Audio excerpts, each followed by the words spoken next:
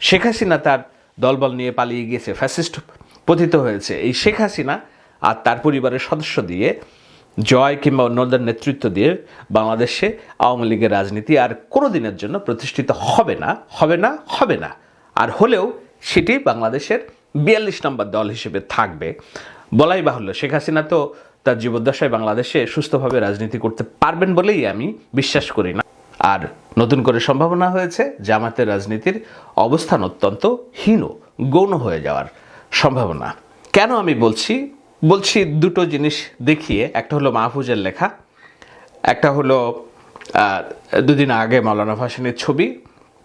এবং শুধু সেখানেই না, সেখানে মাওলানা ভাসানীর একটা তত্ত্বের কথা মাহফুজের আমি শুনছি, নাম হচ্ছে পালনবাদ। পালনবাদ মানে হচ্ছে একজন রব, উনি আমাদের প্রতিপালক, উনি আমাদেরকে পালন করতেছেন। আমাদের দায়িত্ব হচ্ছে রবের খলিফা হিসাবে আমাদেরকেও পালন করা। ফলত এই যে পালন কিন্তু অধিকার না, বরং দায়িত্ব।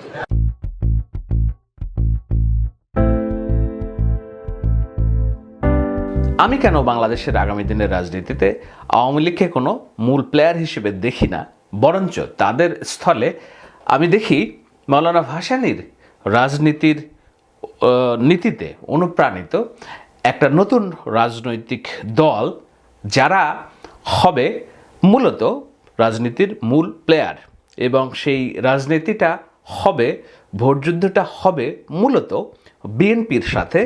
এই যে নতুন রাজনৈতিক বন্দোবস্ত কিংবা রাজনৈতিক পথ চালার যে আদর্শগত একটা ভিত্তি প্ল্যাটফর্ম তৈরি হচ্ছে তাদের, সেখানে আওয়ামী লীগ এবং জামাত দোনোটা দলই খারিজ হয়ে যেতে পারে বলেই আমি আমার দূরদৃষ্টির বিশ্লেষণে অনুমান করি, যদি সঠিক পন্থায় রাজনীতিটা আগায়।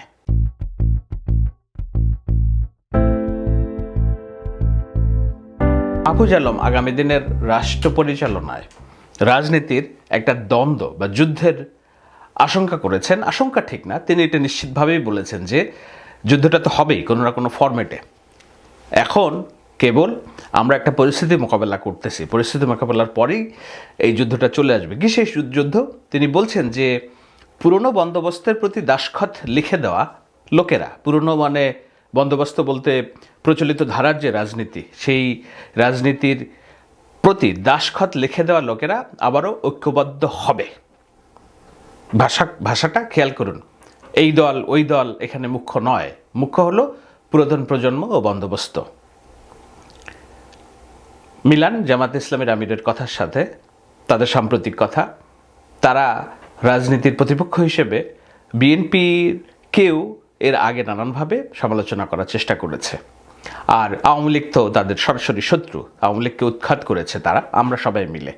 এখানে তারা এবং আমরার মধ্যে নানান রকম তফাৎ থাকতে পারে, নানান রকম ভাবনাগত অমিল থাকতে পারে, কিন্তু মূল যে উদ্দেশ্য, একটা বাংলাদেশের নতুন সংস্কৃতি চালু করা, তারুণ্যের মুক্তি, অর্থনৈতিক মুক্তি এবং সবার সাথে একটা সহনশীল রাজনৈতিক পরিবেশ, এগুলো আমাদের সবার স্বপ্ন। মানবিক বাংলাদেশ, দায়দরদার সমাজ প্রতিষ্ঠা করা, এগুলো আমাদের স্বপ্ন। সেই স্বপ্নের পথে পুরাতন যে রাজনীতি, পুরাতন যে চিন্তাধারা, সেই চিন্তাধারা থাকবেই এবং এই চিন্তাধারার লোকজন একত্রিত হবে, সেটা তিনি বলেছেন।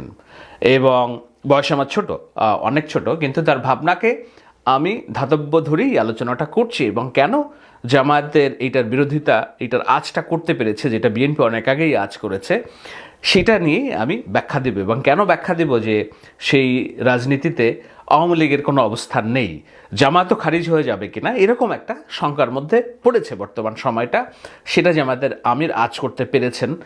তার লেখার মধ্যে পরিষ্কার হবে। আর ছাত্র তরুণদের জন্য এটি একটি সুযোগ এসেছে, প্রতিটি প্রজন্মের কাছে এরকম একটি সুযোগ আছে। 90-এর ছাত্র তরুণ খরচ হয়ে গেছে আগে যার প্রজন্মের ধর্তামির কাছে, অর্থাৎ 90-এর যে গণ আন্দোলনে যেখানে সুরচার এরশাদের পতন হয়, সেখানে যেই তরুণরা অংশগ্রহণ করেছিল তারা মাহফুজের ভাষায় খরচ হয়ে গেছে পূর্বেকার পুরাতন রাজনৈতিক যে ধূর্তামি অর্থাৎ চক্র ভাবনা, সেটার কাছে। আবারও সে ধূর্ত পুরাতনপন্থী ছাত্র তরুণদের মধ্যে যে বিভেদ ও অনাস্থা তৈরি করেছেন, সেই সম্বন্ধে ছাত্র তরুণরা সতর্ক না থাকলে তারা প্রজন্ম আকারে হত্যাযোগ্য হয়ে উঠবেন। কারণ 90 এত রক্তাক্ত এবং কনফ্রন্টেশন ছিল না। তিনি বলছেন এই পুরাতন রাজনীতির মধ্যেই ঢুকিয়ে দেওয়ার যে ন্যারেটিভ, সেটি এখনও চালু আছে এবং এইটা বুঝতে হবে। যদি না বুঝে তাহলে এই বর্তমান তরুণ যারা এই একটা মাফিয়াতন্ত্রকে উৎখাত করার সামনে থেকে যারা কাজ করেছে তারা যুগ যুগ ধরে হত্যাযজ্ঞ হয়ে উঠবে, অর্থাৎ তাদের বিচারিক কার্যক্রম চলবে যেই সরকারি ক্ষমতায় আসুক না কেন, তারা ক্ষমতা থেকে চলে গেলে। এর কারণ হিসেবে তিনি বলছেন যে 90 কিন্তু এতটা রক্তাক্ত ছিল না এবং এতটা কনফ্রন্টেশন ছিল না। 90-এর যে গণ আন্দোলন সেটা গণ আন্দোলনই বলি আমরা, গণ অভ্যুত্থান না। এবার একটা প্রকৃত গণ অভ্যুত্থান এবং এই গণ অভ্যুত্থানে আমাদের যে মূল্য সেটা অনেক চড়া দাম দিয়ে এই গণ অভ্যুত্থানের ফলাফল আমরা পেয়েছি, সেটা আমি মাহফুজের সাথে একমত। কিছু বিষয়ে অবশ্যই দ্বিমত, কিন্তু মোটা দাগে একমত। সেই জায়গায় তিনি বলছেন যে সেই ধূর্ত এখানে 1.5 লক্ষ আহত, মানে মাঠের লড়াকু আছেন, 2000 বা তার বেশি শহীদ হয়েছেন। যুদ্ধের পূর্ববর্তী মুহূর্তে একটা সামাল দেওয়া প্রচেষ্টা শুরু হয়েছে যা এখন চলমান, কিন্তু এই যুদ্ধ তো হবেই কোনো না কোনো ফরম্যাটে। এটাকে তিনি যুদ্ধ পরবর্তী অবস্থা বলছেন না মাহফুজ, যাকে আমরা অনেকেই মাস্টার মাইন্ড হিসেবে চিনি। রাজনীতিতে অনেকেই তাকে মস্করা করে সিরাজুল ইসলাম খান দাদাভাইয়ের সাথে তুলনা করেন, কেননা তার রাজনীতি নিয়ে গভীর চিন্তা আছে এবং সেই চিন্তা বর্তমান সরকারের কর্মকাণ্ডে প্রতিফলিত হচ্ছে। তরুণদের অনেক একটা অংশের মধ্যে তো হচ্ছেই। আমি ছাত্র সমন্বয়ক বলতে যারা মাঠে ছিল সবাই যে মাহফুজের অনুসারী এটা না, কিন্তু একটা অংশ যারা সরকারে আছে তারা একসাথে আছে বলেই প্রতীয়মান হয় নানান রকম বিশ্লেষণ। সেখানে বলছে যে পুরাতন ও নতুনের এই রক্তাক্ত দ্বন্দ্বে রণনীতি ও প্রধান দ্বন্দ্ব বুঝে নেওয়া জরুরি, খুবই জরুরি। মৃত্যু আমাদের ছুঁয়ে গেছে, আমরা জ্যান্ত মারা হয়ে গেছি। আমাদের শহীদ হয়ে যাওয়া ভাই বোনের সাক্ষ্যকে নিরন্তর পুনরাবৃত্তি করে যেতেই হবে। ক্লান্ত হইন না, জড় হন, ঘন হয়ে বসুন। এখানে একত্রিত হওয়ার কথা বলছে মাহফুজ। কেন, কোন প্রেক্ষিতে, কিসের জন্য একত্রিত হওয়ার কথা বলছে? বলছে যে যুদ্ধের পূর্ববর্তী অবস্থায় একটা পরিস্থিতির মধ্যে দিয়ে সামাল দেওয়ার চেষ্টা করছে বর্তমান সময়, কিন্তু এই যুদ্ধ তো হবেই কোনো না কোনো ফরম্যাটে। কোন যুদ্ধের কথা বলছে? বলছে নতুন রাজনীতির পরিচালনের কথার যে যুদ্ধ, অর্থাৎ যুদ্ধ বলতে সৈন্য সামন্ত অস্ত্র নিয়ে যুদ্ধ না, এটা একটা দ্বন্দ্ব, লড়াই, এবং সেখানে যেন পুরাতন বন্দোবস্তের প্রতি সবাই সঁপে না দেয় এবং নতুন এবং পুরাতন যে লড়াই, সেই লড়াইটা যে হবে সেটা মাহফুজ বলার চেষ্টা করেছেন, সহজ ভাষায় যদি আমি বলি। এবং সেখানে বলতে যেয়ে তিনি বলছেন মৃত্যু আমাদের ছুঁয়ে গেছে, আমরা জ্যান্ত মারা হয়ে গেছি, আমাদের শহীদ হয়ে যাওয়া ভাই বোনেরা সাক্ষ্য নিরন্তর পুনরাবৃত্তি করে যেতেই হবে। অর্থাৎ যেই চাওয়া আকাঙ্ক্ষা শহীদদের ছিল সেটার প্রতি তাদের যে দায়বোধ এবং এই ভাবনাটা তারা জারি রাখবে। তো সেই যুদ্ধটা বলছে যে কোনো না কোনো ফরম্যাটে তো হবেই। আমি ধরে নিচ্ছি এই যুদ্ধ সমাজের, আগেই বলেছি, এটা সৈন্য সামন্ত কিংবা অস্ত্রের যুদ্ধ নয়, যুদ্ধটা মতাদর্শের যুদ্ধ এবং যুদ্ধটা হবে নির্বাচনী ফরম্যাটে, আমি ধরে নিচ্ছি। তো নির্বাচনী ফরম্যাটে যদি যুদ্ধ হয়, সেখানে মাহফুজরা বলছে যে পুরাতন বন্দোবস্তের প্রতি দাসখত লিখে দেওয়া লোকেরা আবারও ঐক্যবদ্ধ হবে। এই দল ওই দল এখানে মুখ্য নয়, মুখ্য হলো পুরাতন প্রজন্ম ও বন্দোবস্ত। তো সেই পুরাতন রাজনীতি, পুরাতন প্রজন্ম ও বন্দোবস্তের রাজনীতির 3টা ক্ষেত্র আছে: আওয়ামী লীগ, বিএনপি, জামায়াতে ইসলামী, জাতীয় পার্টি। 4টা ক্ষেত্র। এর মধ্যে জাতীয় পার্টি এবং আওয়ামী লীগ একই ধাঁচের, একই সাথে রাজনীতি করছে। বিএনপি এবং জামাত দীর্ঘদিন একই ধাঁচে, একই সাথে রাজনীতি করলেও এখন কিছুদিন যাবৎ, বিশেষত সরকারের গত 100 দিনের কর্মকাণ্ডে একটা সময় মনে হয়েছিল যে জামাত এই সরকারের ডমিনেন্ট পাওয়ার, অর্থাৎ এই সরকারের কর্মপদ্ধতি কি হবে না হবে সেইটা জামাতের প্রভাব অনেক স্পষ্ট। দল হিসেবে জামাত যতটা না ভূমিকা পালন করছে, ছাত্র সমন্বয়ক, ছাত্রদের মধ্য থেকে কিছু মানুষ জামাতের প্রতি তাদের অনুরক্তি এবং রাষ্ট্র পরিচালনায় জামাতের যে এজেন্ডা, সেই সব এজেন্ডা আমরা দেখতে পাচ্ছিলাম। দেখতে যেতে যেতেই মনে হচ্ছিল যে এই সরকার জামাতের এজেন্ডার বাস্তবায়ন করছে কিনা, কিন্তু যত দিন যাচ্ছে তত পরিষ্কার হচ্ছে যেখানে তারা জামাতের এজেন্ডা নয়, নতুন এজেন্ডা আনতে চায়। সেই নতুন এজেন্ডায় 2টা রাজনীতি খারিজ হয়ে যাওয়ার সম্ভাবনা আছে। একটা হলো জামায়াতে ইসলামের রাজনীতি, সম্ভাবনা আছে, আর আওয়ামী লীগের রাজনীতিও খারিজ হয়ে যাওয়ার সম্ভাবনা আছে, যৌক্তিক সম্ভাবনা আছে। কেন সম্ভাবনা আছে, এখন সেই আলোচনাটা দিয়েই আমি শেষ টানার চেষ্টা করব।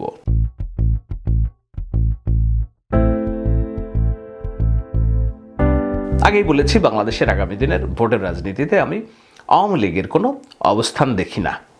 আর নতুন করে সম্ভাবনা হয়েছে জামাতের রাজনীতির অবস্থান অত্যন্ত হীন, গৌণ হয়ে যাওয়ার সম্ভাবনা। আওয়ামী লীগের কেন সম্ভাবনা দেখি না? এই কারণে দেখি না যে আওয়ামী লীগ বাংলাদেশের একটি পুরাতন রাজনৈতিক দল হইলেও যেই প্রক্রিয়ায় আওয়ামী লীগ বিদায় হয়েছে, এটি ইতিহাসে অন্যান্য উৎখাত, মাফিয়াতন্ত্রের উৎখাত এবং পালিয়ে যায় যেই পুরা মতাদর্শের লোকজন, শাসন ব্যবস্থা, 300 সংসদ সদস্য, তাদের নিয়োগকৃত ইমাম পর্যন্ত যখন পালিয়ে যায়, এটা একটা পতন, সামগ্রিক পতন। এই পতনের প্রেক্ষিতে উঠে দাঁড়ানো আর সম্ভব হয় না।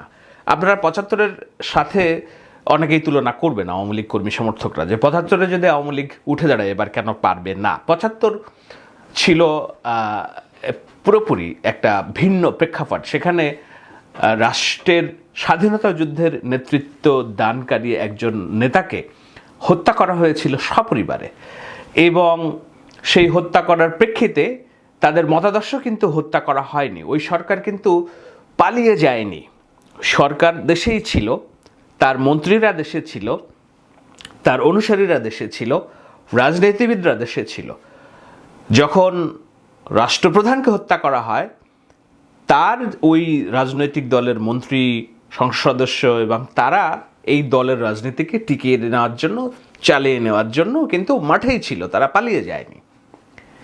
সুতরাং সেখানে তাদের অনেক সময় লেগেছে, কিন্তু তারা রাজনীতিতে প্রতিষ্ঠিত হয়েছে জিয়াউর রহমানের কৃপায়। বহুদলীয় গণতন্ত্রের যেই সুযোগ জিয়াউর রহমান তৈরি করেছিলেন, সেখানে নিষিদ্ধ আওয়ামী লীগ কর্তৃক নিষিদ্ধ জামাত ইসলামী যেমন রাজনীতিতে ফিরেছিল, নিজেদের নিষিদ্ধ হওয়া আওয়ামী লীগও তেমন রাজনীতিতে ফেরার সুযোগ তৈরি হয়েছিল।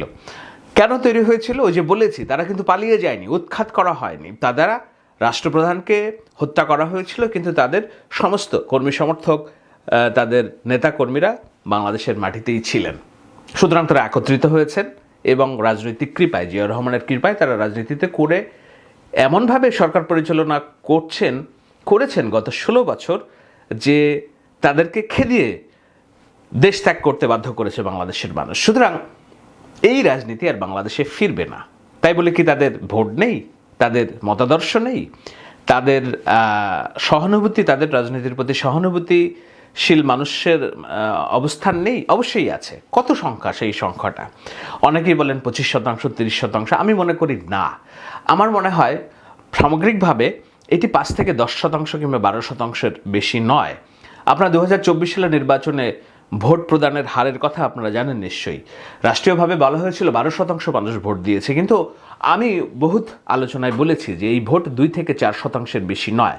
সুতরাং ভোটের হিসাবে 2 থেকে 4% মানুষ এখনও আওয়ামী লীগ করে, কিন্তু এই 2 থেকে 4% জনসমর্থন দিয়ে আওয়ামী লীগের রাজনীতি বাংলাদেশে প্রতিষ্ঠিত করা, ক্ষমতায় যাওয়ার মতো করে প্রতিষ্ঠিত করার বাস্তবতা বাংলাদেশে নেই, আগামী দিনেও থাকবে না। কেন থাকবে না? কারণ প্রকৃতি শূন্যস্থান পছন্দ করে না। সেই শূন্যস্থানের জায়গাটা কেউ না কেউ নেবে। আমার হিসেবে আওয়ামী লীগের মতাদর্শের যেই, যদি মোটা দাগে আমি বলি, সেটা হলো আওয়ামী লীগের মতাদর্শ মানে তো আর শেখ হাসিনার প্রতি অন্ধবিশ্বাস না। শেখ হাসিনার প্রতি যাদের অন্ধবিশ্বাস তারা ফ্যাসিস্ট।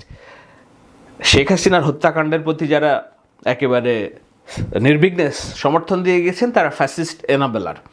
আমি বলছি আওয়ামী লীগের প্রতি মতাদর্শের কথা, মুক্তিযুদ্ধের প্রতি মতাদর্শের কথা, ইমানের কথা, বিশ্বাসের কথা। তো সেই জনগোষ্ঠী আর আওয়ামী লীগের হত্যাকারী শেখ হাসিনার ফ্যাসিস্ট জনগোষ্ঠীর সমর্থন দুইটা আলাদা বিষয় হিসেবেই আমি ভাবতে চাই। কেন চাই এটি নিয়ে বিতর্ক হতে পারে, নিশ্চয়ই সামনে ভবিষ্যতে আমি ব্যাখ্যা দিব। আপাতত যেটা বলার চেষ্টা করছি সেটা হলো ফ্যাসিস্ট শেখ হাসিনার সমর্থক আর আওয়ামী লীগ মুক্তিযুদ্ধের প্রতি ইমান আছে এই মানুষের সমর্থক, দুইটা আলাদা ভিন্ন জিনিস। তো শেখ হাসিনা তার দলবল নিয়ে পালিয়ে গিয়েছে, ফ্যাসিস্ট পতিত হয়েছে। এই শেখ হাসিনা আর তার পরিবারের সদস্য দিয়ে, জয় কিংবা অন্যদের নেতৃত্ব দিয়ে বাংলাদেশে আওয়ামী লীগের রাজনীতি আর কোনো দিনের জন্য প্রতিষ্ঠিত হবে না, হবে না, হবে না। আর হলেও সেটি বাংলাদেশের 42 নম্বর দল হিসেবে থাকবে। বলাই বাহুল্য, শেখ হাসিনা তো তার জীবদ্দশায় বাংলাদেশে সুস্থভাবে রাজনীতি করতে পারবেন বলেই আমি বিশ্বাস করি না। কেননা দেশে ফেরা মাত্রই তার ফাঁসির রায় কার্যকর হয়ে যাবে, তার শীর্ষস্থানীয় সহযোগীদেরও ফাঁসি হবে বলে আমার দৃঢ় বিশ্বাস। না হলে সেইটা আমাদের এই যে নতুন অর্জন, সেই অর্জনের একটা বড় বরখেলাফ হবে বলেও আমার মনে হয়। কিন্তু সেটা হতে হবে অবশ্যই, বলাই বাহুল্য আমি বলে রাখি যে না, বিচারিক হত্যাকাণ্ড না, এটা স্বচ্ছ তথ্য প্রমাণের ভিত্তিতে, এবং সেটা হবেই।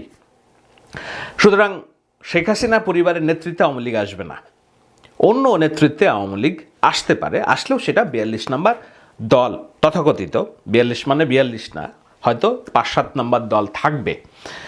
কিন্তু আওয়ামী লীগের যেই মতাদর্শ, মুক্তিযুদ্ধের প্রতি চেতনা, সংস্কৃতি, বাংলাদেশি জাতীয়তাবাদ, বাংলাদেশের জাতীয় সঙ্গীত, নারীর অধিকার, সেকুলারিজম, এই শব্দগুলো যদি আপনি বিবেচনায় নেন, সেগুলোর জন্য এবং মুক্তিযুদ্ধের প্রতি ঈমান, সেই জনগোষ্ঠীর সংখ্যা তো বিশাল। তো এই জনগোষ্ঠীর সংখ্যা, এই জনগোষ্ঠী আমার হিসেবে তখন আগামী দিনের রাজনীতিতে সেটাই নির্বাচনেই হবে এমন কোনো কথা না, হয়তো আরও 2-1টি নির্বাচনে, কিন্তু আগামী দিনের কথা বলছি, পুরাতন বন্দোবস্ত না, নতুন বন্দোবস্তের কথা বলছি। সেখানে এই জনগোষ্ঠীর ভরসার জায়গা হবে বিএনপি। কেননা বিএনপির প্রতিষ্ঠাতা জিয়াউর রহমান নিজে মুক্তিযোদ্ধা, স্বাধীনতার ঘোষক, সেক্টর কমান্ডার, এবং 5 তারিখের পর এখন পর্যন্ত বিএনপির যে অবস্থান রাজনৈতিকভাবে, তারা এই দেশটাকে মধ্যপন্থার দেশ হিসেবে গড়তে চায়, সকল মানুষের অধিকার নিশ্চিত করতে চায়, হিন্দুর অধিকার, নারীর নেতৃত্ব, মুক্তিযুদ্ধের প্রতি সম্মান, মুক্তিযোদ্ধাদের প্রতি সম্মান, এবং একই সাথে জুলাই বিপ্লব কিংবা জুলাই অভ্যুত্থানের যেসব শহীদ, তাদের প্রতি সম্মান, এই সমস্ত কিছুকে ধারণ করে। সুতরাং যখন আওয়ামী লীগ শেখ হাসিনার ফ্যাসিস্ট ন্যারেটিভের নেতৃত্ব বাংলাদেশের রাজনীতিতে থাকবে না, এবং আওয়ামী লীগের অন্য ফরম্যাটে যখন রাজনীতি আসবে, নতুন নেতৃত্ব, ফ্রেশ লিডারশিপ, তারা এই জনগোষ্ঠী 5-10% বেশি না। সুতরাং তারা একটা রাজনীতিতে প্রভাব সৃষ্টি করতে পারে এমন কোনো রাজনৈতিক শক্তি হিসেবে বাংলাদেশের মাটিতে আর রাজনীতি করার ভবিষ্যৎ আমি দেখি না, আমি অন্তত দেখি না। আপনারা হিসাব মিলিয়ে দেখবেন। তো সেই জায়গায় জামায়াতে ইসলামী কি বিএনপির প্রধান প্রতিপক্ষ হবে কিনা, সেটি নিয়ে নানা রকম সংশয় আলোচনা ছিল। আমি কয়েকদিন আগে ওই আলোচনা করেছি। এতদিন পর্যন্ত জামাতও মনে করেছে হয়তো এটি তাদেরই সময়, এই সরকার তাদেরই সরকার, সুতরাং তাদের রাজনীতিই হয়তো প্রস্ফুটিত হবে এখানে। কিন্তু না, তাদের রাজনীতি প্রস্ফুটিত হচ্ছে না, বরঞ্চ এই নতুন প্রজন্ম, যাদের উপর গণমানুষের অধিক আস্থা, অগাধ বিশ্বাস, তারা যেই রাজনীতিটা করছে, সেই রাজনীতিটা মূলত ভাসানীর, মাওলানা ভাসানীর দেখিয়ে যাওয়া রাজনীতি। এবং মাওলানা ভাসানীর রাজনীতি মূল মন্ত্র হলো ইসলাম, দরদ, কিন্তু একই সাথে সমাজতন্ত্র, যেটা জামায়াতে ইসলামী বিশ্বাস করে না। কেন বিশ্বাস করে না জামায়াতে ইসলামী? সেটির জন্য মাওলানা ভাসানীর 2টি প্রবাদ যথেষ্ট, 2টি মন্তব্য যথেষ্ট। পিন্ডির জিঞ্জির ছিন্ন করেছে দিল্লির দাসত্ব করার জন্য নয়, মাওলানা ভাসানীর বিখ্যাত উক্তি। অর্থাৎ পিন্ডি মানে পাকিস্তানের যে শাসনতন্ত্রের কেন্দ্রীয় কাঠামো, তার যে দাসত্ব আমরা ছিন্ন করেছি, করে বাংলাদেশ হয়েছে, কিন্তু এই দাসত্ব, নতুন বাংলাদেশের যেই রুহ, আত্মা, সেটা দিল্লির দাসত্ব করবে না, ভারতের আধিপত্যবাদ মেনে নেবে না। এটা হলো মাওলানা ভাসানীর মূল রাজনৈতিক এজেন্ডা। আজকে যদি নতুন প্রজন্মের আকাঙ্ক্ষা দেখেন, সেই আকাঙ্ক্ষা কিন্তু একই জিনিস, যে তারা দিল্লির দাসত্ব করতে রাজি নয়। এটি মাওলানা ভাসানী। আজকের তরুণ প্রজন্মের ভিতরে মাওলানা ভাসানীর মতবাদ খুব দারুণভাবে গ্রথিত, এবং তারা এটা বিশ্বাস করে। কেন বিশ্বাস করে? আমি 2 দিন আগে মাহফুজের একটি ছবি দেখেছি, ফরহাদ মাজাহারের সহ মাওলানা ভাসানীর রেড মাওলানা যেটাকে বলা হয়, তার যে তালপাখার অংশ দিয়ে বানানো টুপি, সেই টুপি পরে তারা সামনে এসেছে। বোঝাই যাচ্ছে যে এটা মাওলানা ভাসানী এবং ফরহাদ মাজাহারের যে যৌথ ভাবাদর্শিক রাজনৈতিক মতাদর্শ, সেইটার অনুসারী মাহফুজ এবং এই ছাত্রদের একটা বড় অংশ, আমি বলছি সবাই না, একটা বড় অংশ। তো মাওলানা ভাসানীর রাজনীতির বড় উক্তি হলো দিল্লির দাসত্ববোধ মেনে নেবে না। তো সেটিতে উদ্বেলিত তরুণ সমাজ এবং ইসলামী ভাবাসম্পন্ন অনেক মানুষ উদ্বেলিত। কিন্তু মাওলানা ভাসানীর রাজনীতির অন্যতম যে বিরোধিতার জায়গা, সেইখানে জামাত ইসলাম খারিজ হয়ে যায়।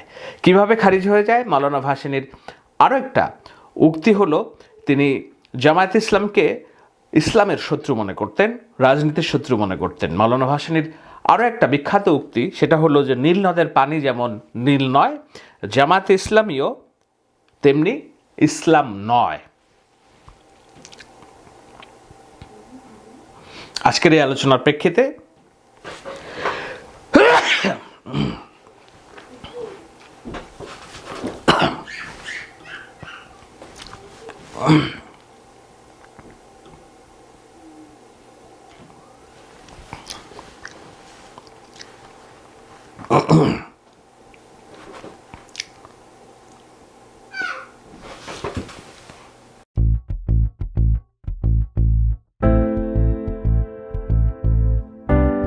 আজকের এই আলোচনার পর যারা জামায়াত ইসলামের কর্মী সমর্থক, যারা তরুণ রাজনীতিবিদদের সমর্থক, তাদের ভিতরে ভাবনার একটা জায়গা তৈরি হবে যে না, আসলেই আগামীর দিনের রাজনীতি কোন দিকে যাচ্ছে। কেন ভাবনা তৈরি হবে? কেন আমি বলছি যে নতুন রাজনৈতিক বন্দোবস্তের কথা মাহফুজ যেটা বলছে, সেখানে জামায়াত ইসলামের রাজনীতি হুমকিতে পড়বে। এতদিন তারা ভেবে এসেছে এটি তাদের সরকার, এতদিন তারা ভেবেছে যে তাদের এজেন্ডায় বাস্তবায়ন করছে সরকার, কিন্তু এই ছেলে মেয়েগুলা যে জামায়াত ইসলামীর দেখানো পথে না, বরঞ্চ মাওলানা ভাসানীর দেখানো পথেই আগাচ্ছে। সেটি কেন আমি বলছি দুটো জিনিস দেখিয়ে। একটা হলো মাহফুজের লেখা, একটা হলো দুদিন আগে মাওলানা ভাসানীর ছবি, এবং শুধু সেখানেই না, সেখানে মাওলানা ভাসানীর একটা তত্ত্বের কথা মাহফুজের আমি শুনছি, নাম হচ্ছে পালনবাদ। পালনবাদ মানে হচ্ছে একজন রব, উনি আমাদের প্রতিপালক, উনি আমাদেরকে পালন করতেছেন। আমাদের দায়িত্ব হচ্ছে রবের খলিফা হিসাবে আমাদেরকেও পালন করা। ফলত এই যে পালন কিন্তু অধিকার না, বরং দায়িত্ব।